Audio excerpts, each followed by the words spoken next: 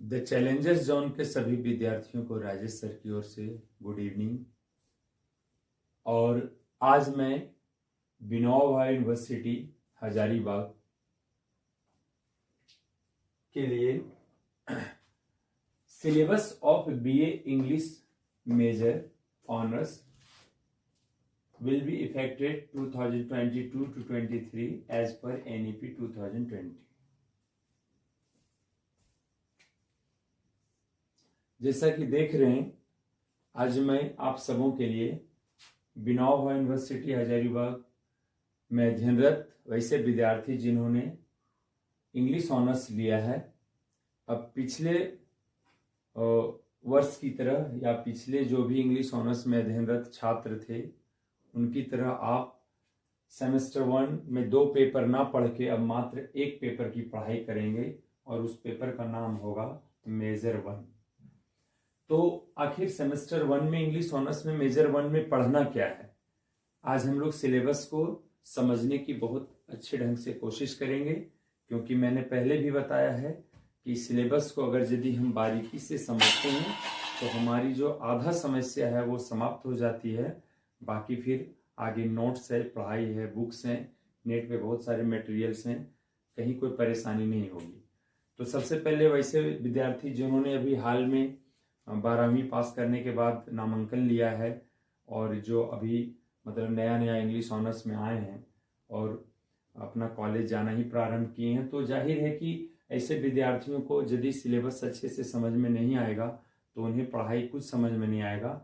तो हम यहाँ सिलेबस समझने की कोशिश करते हैं।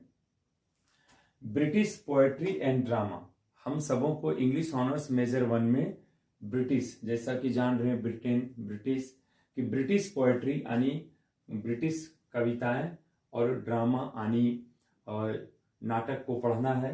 यानी यहाँ इंडियन कोई भी चीज़ों को नहीं पढ़ना है, ना इंडियन पोएट्री पढ़ना है, ना इंडियन ड्रामा पढ़ना है, या जो भी है सब ब्रिटिश पोएट्री और ड्रामा को पढ़ना है हम सबों को सेमेस्टर 1 में।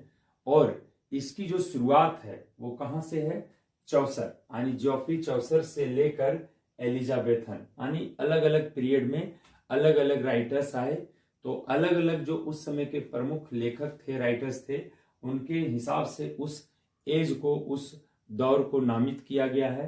तो चौसर से लेके एलिजाबेथन एज, इन सबों को हम लोग पढ़ेंगे। और यहाँ जो क्रेडिट्स यानी यहाँ 6 क्रेडिट, एक क्रेडिट में हम सबों को 15 घंटा पढ़ना होता है। तो इस प्रकार हम सबों को ये 90 घंटे का सिलेबस है, 90 लेक्चर में ये सिलेबस को कॉलेज में कंप्लीट कराया जाना है। बाकी जो छात्र घर में पढ़ेंगे उन्हें तो खैर घंटों पढ़ना है, अगर वो बारीकी से बहुत अच्छे ढंग से पूरी समझ के साथ पढ़ना चाहते हैं सारगर्भित तरीके से। तब अभी जो पढ़ाई का एक नया कल्चर है कि केवल नोट्स पे आश्रित होकर लोग पढ़ाई करते हैं इंग्लिश ऑनर्स का, तो ऐसे विद्यार्थियों को मैं सजेस्ट करूंगा कि पूरा डिटेल्स में पढ़ें, ताकि आगे आपका भविष्य जिस भी क्षेत्र में आप जाएंगे, अगर आप टीचिंग लाइन में जाना चाहेंगे, चूंकि देख रहे होंगे कि हाल में ही झारखंड में अभी पीजीटी, टीजीटी ये सब परीक्षाएं हो रही है, तो जो विद्यार्थी अभी से ढंग से इंग्लिश ऑनर्स की पढ़ाई करेंगे, ये सब सिलेबस उन्हें बाद में बहुत ही उपयोगी उनके लिए साबित होने वाला है। तो ये 100 मार्क्स का जो एग्जाम होना है, तो इस 100 मार्क्स के एग्जाम में आखिर हमें किन किन किताबों को पढ़ना है। टोटल देख रहे हैं कि 5 पॉइंट्स हमने दिया है यहाँ, 1 2 3 4 5। ये एक तरह से 5 ग्रुप आप जान सकते हैं कि ये हमारे लिए एक 5 खंड के रूप में है, ये डिफरेंट ग्रुप्स हैं।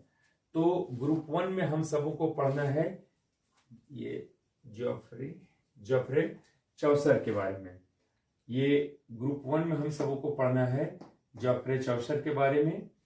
और इन्होंने लिखा है द नन्स प्रिस्ट्स टेल, इन्होंने लिखा है द नन्स प्रिस्ट्स टेल्स। कुछ स्पेलिंग्स कहीं छूट गया होगा लिखने में, तो आप उसको मैं अभी करेक्ट भी करते चलूंगा। The nuns priests tell. उसके बाद है एडमंड स्पेंसर, यहाँ थोड़ा नाम लिखा है मैंने शॉर्ट में स्पेंसर, पूरा नाम है एडमंड स्पेंसर। इनका है सेलेक्शंस फ्रॉम अमोरेती। अमोरेती क्या है, अमोरेती जो है एडमंड स्पेंसर के द्वारा लिखित एक सोनेट्स का कलेक्शन है। तो इसी में से हमको पढ़ना है सोनेट नंबर 22, जो कि है दिस हॉली सीजन। और दूसरा पढ़ना है sonnet number 75, one day I wrote her name. Sonnet क्या होता है? जाहिर है कि ऐसे विद्यार्थी जो अभी इंग्लिश ऑनर्स सेमेस्टर 1 में आए होंगे, उनके जहन में एक प्रश्न उठ रहा होगा कि ये सोनेट आखिर होता क्या है। तो सोनेट 14 पंक्तियों के समूह की एक कविता है, जिसे हम सोनेट के नाम से जानते हैं। इसको आप बाद में विस्तृत रूप से पढ़ेंगे, अभी फिलहाल यही जान लें कि 14 पंक्तियों की कविताओं को हम सोनेट कहते हैं। अगला जो है तीसरा पॉइंट, वो है जॉन्डन। जॉन्डन एक नामी कवि थे। इनके द्वारा रचित द फ्ली और a hymn to God the Father, ये हम सबों के सिलेबस में प्रिस्क्राइब्ड है। तो इन दो कविताओं को हमें पढ़ना है सेमेस्टर 1 में। उसके बाद चौथा है विलियम शेक्सपियर। तो विलियम शेक्सपियर के बारे में तो आप लोग पहले से भी जानते होंगे। वैसे विद्यार्थी जो अभी सेमेस्टर 1 में पहुंचे हैं, पहले भी वो 9-10 में तो ऐसे यहाँ सिलेबस में है, जैक में है नहीं, लेकिन सीबीएसई में जो होंगे पढ़े होंगे, ठीक है।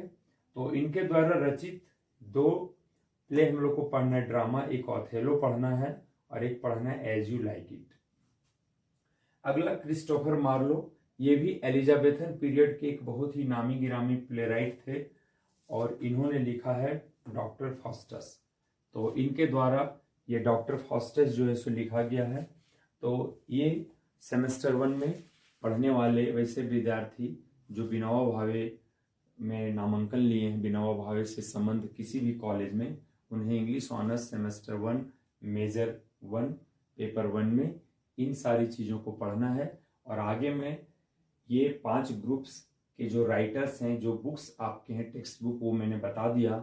और इसके बाद ये टेक्स्ट बुक के बाद क्या है कि डिस्ट्रीब्यूशन ऑफ मार्क्स मैं आप सबों को बता दूंगा। उसके बाद आप इसको बारीकी से पढ़ें और समझें। और जहाँ भी आपको कोई समस्या होती है, आप कमेंट्स पे क्वेश्चन पूछ सकते हैं, आपको जानकारी मिलेगी। डिस्ट्रीब्यूशन ऑफ मार्क्स, तो जो 100 मार्क्स की परीक्षा होगी, उसमें किस प्रकार से मार्क्स का बंटवारा किया गया है, ये थोड़ा देख लेते हैं। Question shall be asked only from the text prescribed. जो भी टेक्स्ट बुक यानी जो पाठ्य पुस्तक आपका सिलेबस में प्रिस्क्राइब किया गया है, उसके अनुसार जो है सो एग्ज़ाम और उसके प्रश्न पूछे जाएंगे। तो उसमें इंटरनल एग्जामिनेशन, आंतरिक परीक्षा जो होगी वो 25 मार्क्स का होगा। इस 25 मार्क्स में जो है रिटेन एग्जामिनेशन, एक लिखित परीक्षा होगी, जो कि यूनिवर्सिटी के द्वारा न लेकर आपके कॉलेज के द्वारा लिया जाएगा। आपके कॉलेज में ही ये रिटेन एग्जामिनेशन होगा और ये 20 मार्क्स का होगा। ओवरऑल क्लास परफॉर्मेंस अटेंडेंस, आपके जो है सो क्लास में उपस्थिति के हिसाब से कितना क्लास आप अटेंड करते हैं या क्लास में आपका क्या परफॉर्मेंस है, उसके आधार पे आपको 5 मार्क्स मिलेगा। तो 20 और फिर 25 मार्क्स हो गया ये। अब ये जो 20 मार्क्स का है, आखिर उसका किस प्रकार से क्वेश्चन बनाया जाएगा, तो ये ज़रा देख लेते हैं।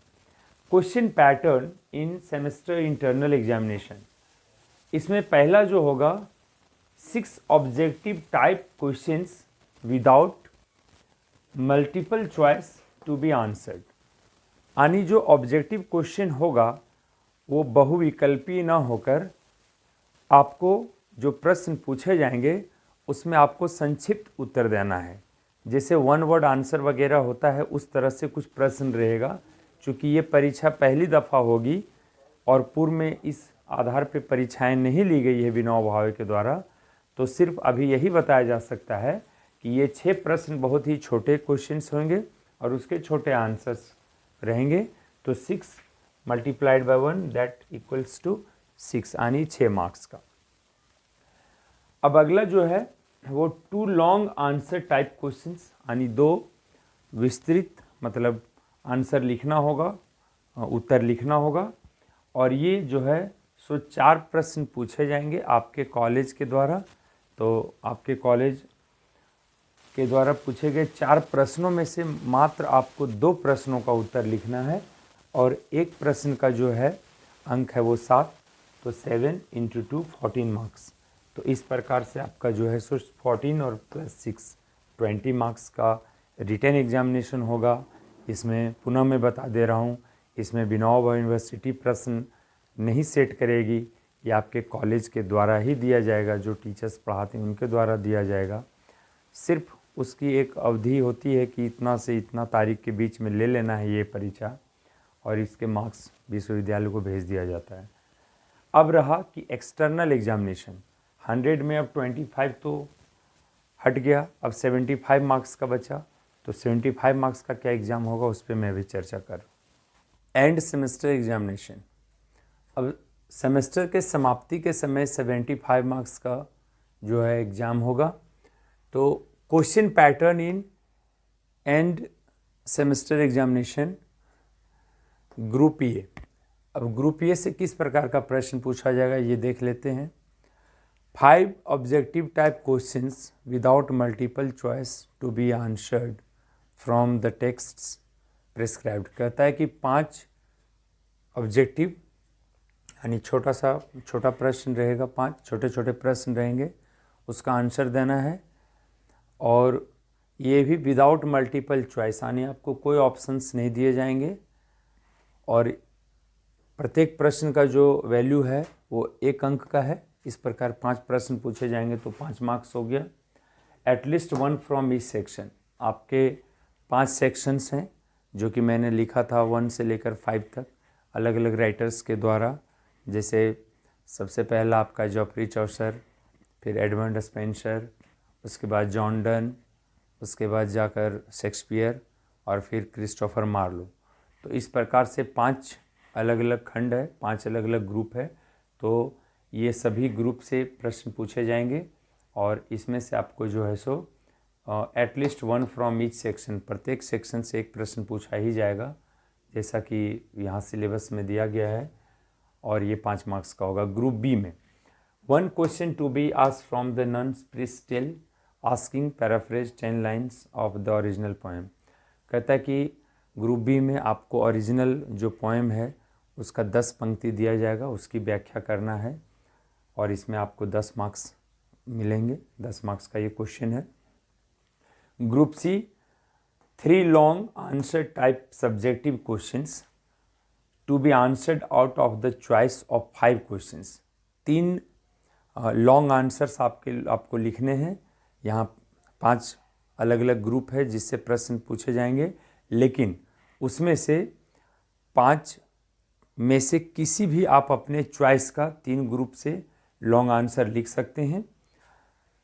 पुनः मैं बता दूं, 3 long answer type subjective question, 3 long answer type subjective question है जिसका प्रश्न का उत्तर आपको देना है out of the choice of 5, और आपको अपने रुचि के अनुसार कितने प्रश्न में 5 क्वेश्चंस पूछे जाएंगे विथ 1 अल्टरनेटिव, और उसका एक विकल्प दिया जाएगा।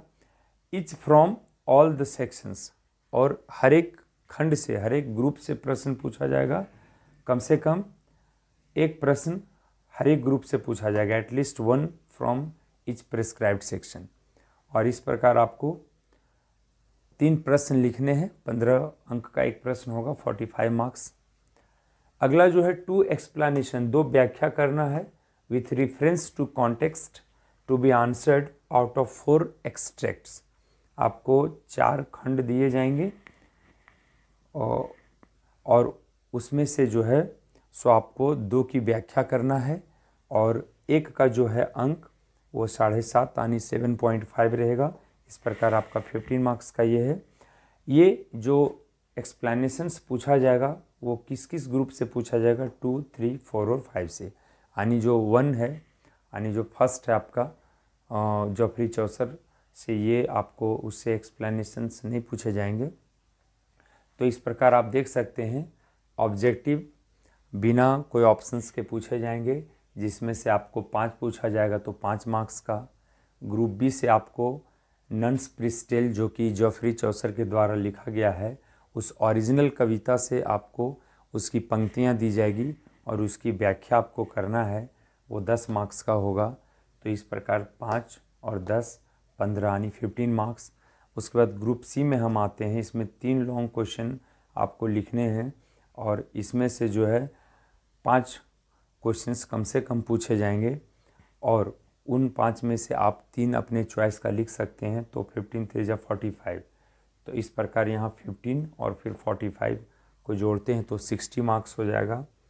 और फिर ये जो 2 एक्सप्लेनेशंस है जो कि ग्रुप 2 3 4 5 यानी फर्स्ट से नहीं पूछा जाएगा, इसमें 15 मार्क्स। तो इस प्रकार 60 और 15 75 मार्क्स का ये टोटल आपका एक्सटर्नल एग्जामिनेशन होगा जो आपके सेमेस्टर के समाप्ति के बाद लिया जाएगा।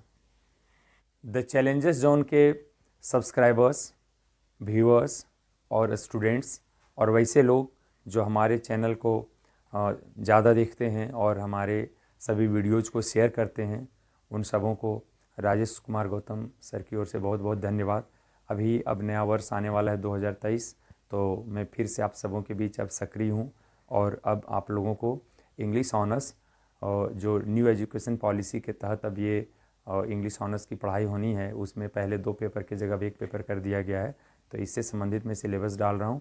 हम चाहते हैं कि आप ज़्यादा से ज़्यादा इंग्लिश ऑनर्स के विद्यार्थी से फ़ायदा उठाएं, शेयर करें और दोस्तों को भी प्रेरित करें कि वो इस वीडियोज़ को देखें और चैनल को सब्सक्राइब करें। जी धन्यवाद।